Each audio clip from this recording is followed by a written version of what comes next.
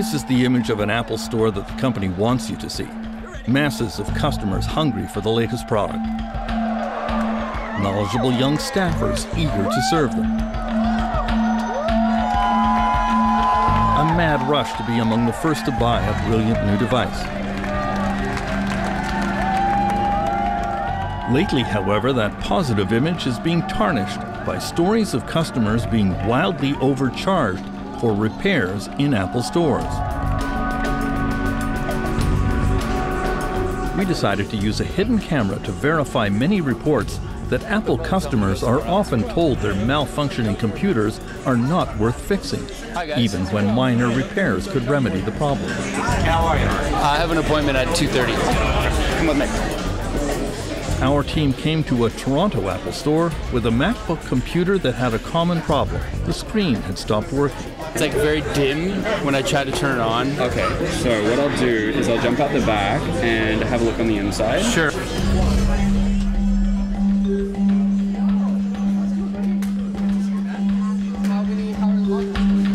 Thank you for your patience. So there's a lot of liquid that's gotten on the inside. So I took a little picture. The little red dots here, they're normally white, and it means that they've come in contact with liquid. So for it to be basically all over the whole computer, it means that something's gone through the whole thing. So with that, we'd need to be looking at replacing quite a few components. Are you sure could it be something else as well? Well, regardless of what the cause of it is, if it isn't the liquid, we have to fix the liquid. So it's not like we can't do partial repairs when it's been damaged by something. So what are my options now? Well, what I was going to say is basically all the components that we need to replace is going to cost more than $1,000. So to fix it entirely will cost more than $1,000? Yeah. So at the very least we'd need to replace is the logic board and the top case. So that we're looking at $600 plus $500, so $1,100 with a labor of $100. And then if we need to replace the display as well, that's another $780. So the display we may not need to replace, but we're still looking at a total of around $1,200 there. Wow. So just to be clear, there's no cheaper alternative for this? I mean, that cost is very close to the cost of buying a new computer. In terms of fixing it in the store, no.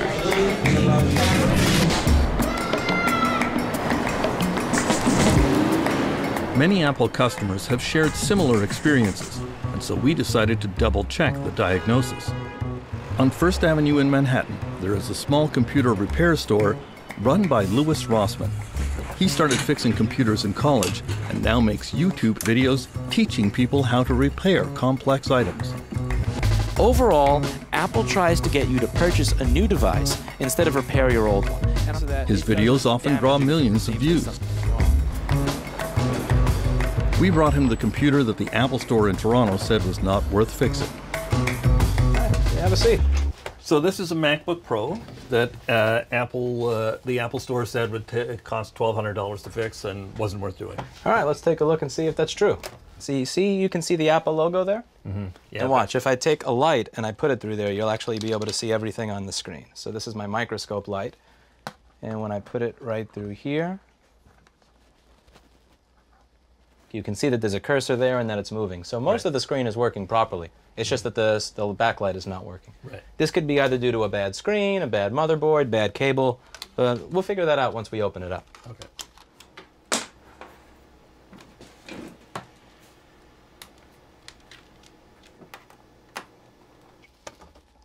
All right, so let's take a look on the inside of this.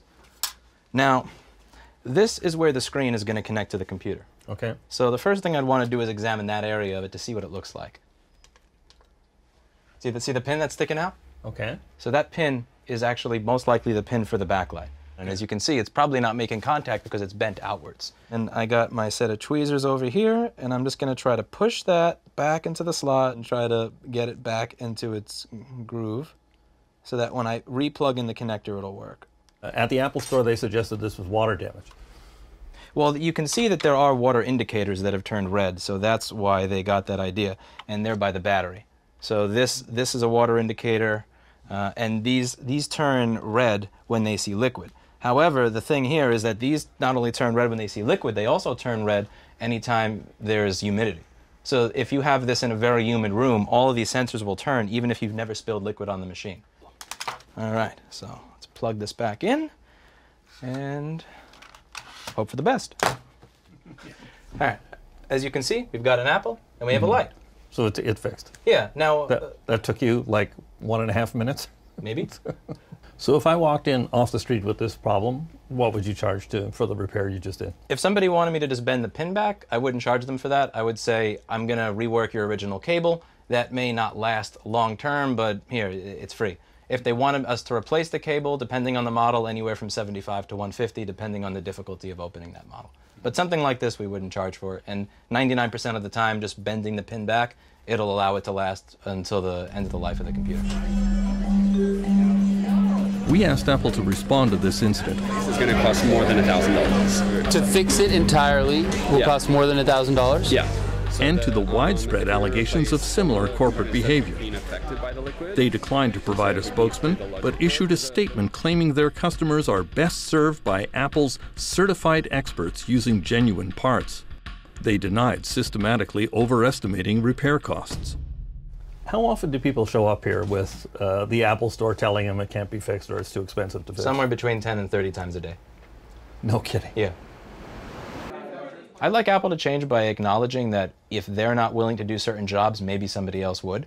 And to just, I'm not even asking them to extend an olive branch. I'm just asking them to, stop extending the knife. And many Apple customers are starting to wonder whether the company really has their best interest at heart. Terence McKenna's documentary continues after the break. When we come back, Apple customers accuse the company of a sneaky policy that pressured them to buy new smartphones. It was sort of a eureka moment, and that's what prompted me to really take a deep dive into our performance data and see what was happening.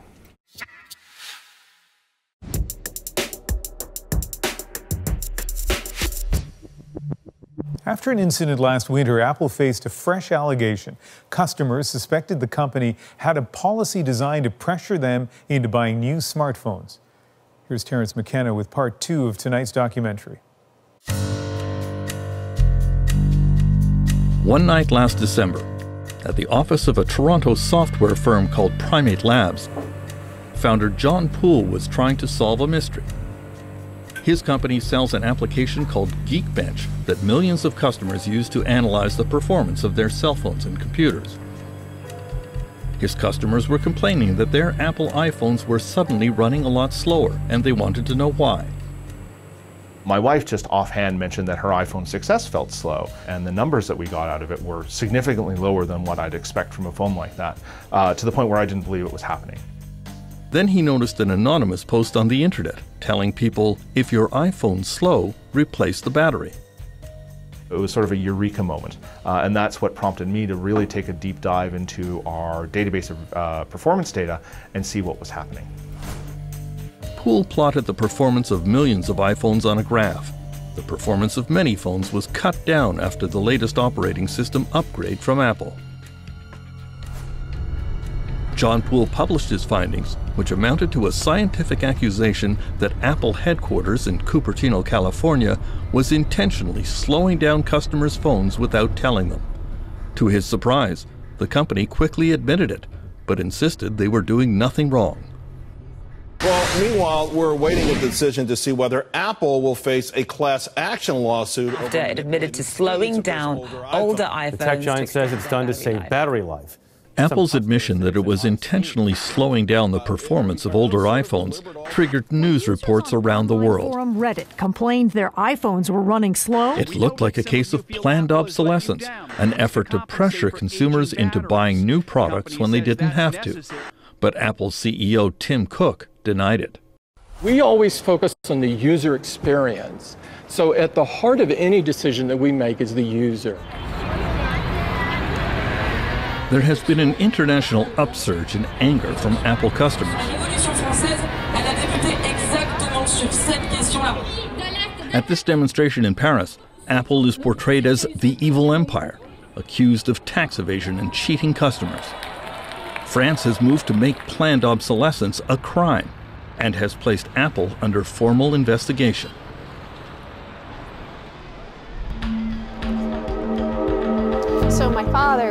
On Apple's home turf in California, Canadian consumer rights lawyer Shanna Scarlett was previously part of a successful lawsuit that forced Apple to pay a $450 million fine for breaking U.S. antitrust laws. Now she has launched a class action lawsuit alleging that Apple has tricked its customers. They've actively reached in to a consumer's phone through the operating system and made what is a large change in terms of the throttling of performance without properly disclosing it to consumers. That is a fairly invasive act for a company to do. Apple declined our request for an interview, but when the Government of Canada demanded an explanation from the company at a parliamentary committee hearing in March. And with us today we have from Apple Canada, Jacqueline Famulac. Apple Canada lawyer Jacqueline Famulac agreed to appear. The sole purpose of the software update in this case was to help customers to continue to use older iPhones with aging batteries without shutdowns, not to drive them to buy newer devices. I think that if Apple were truly interested in the consumer's interest, maybe it could have told them that the entire problem would have been solved by a battery replacement, that it wasn't necessary to face the stark choices of throttling performance, automatic shutdowns, or buying a new phone. There was a fourth option on the table. That was just replace the battery. I don't think that Apple did anything wrong. Mr. Erskine-Smith, you have 5 minutes. Apple's lawyer was challenged by Toronto Liberal MP Nathan Erskine-Smith, who pointed out that Apple had issued a sort of apology for its actions. Now, you've strangely today said Apple did nothing wrong, but the issue is disclosure, and Apple apologized for non-disclosure in relation to the slowed performance. So was the non-disclosure intentional or inadvertent? We did not disclose anything. We didn't have anything to not disclose. About the slowed performance of the phone, the very reason you're attending today, that you did not disclose to consumers, was that non-disclosure intentional or inadvertent? It was not intentional. Apple's admission that it did not properly disclose the slowdown is key to Shanna Scarlett's lawsuit against the company, a case that she says proves the value of consumer class actions. How are you, one person, supposed to fight against Apple? How is one person with $10 of harm supposed to fight against one of the most well-capitalized companies in the entire world? It's impossible. Silicon Valley has been driving the U.S. economy for years now, but there is growing scrutiny on the questionable business practices of Apple and other star companies here, and a growing movement to make them more accountable to consumers. For The National, I'm Terence McKenna in Cupertino, California.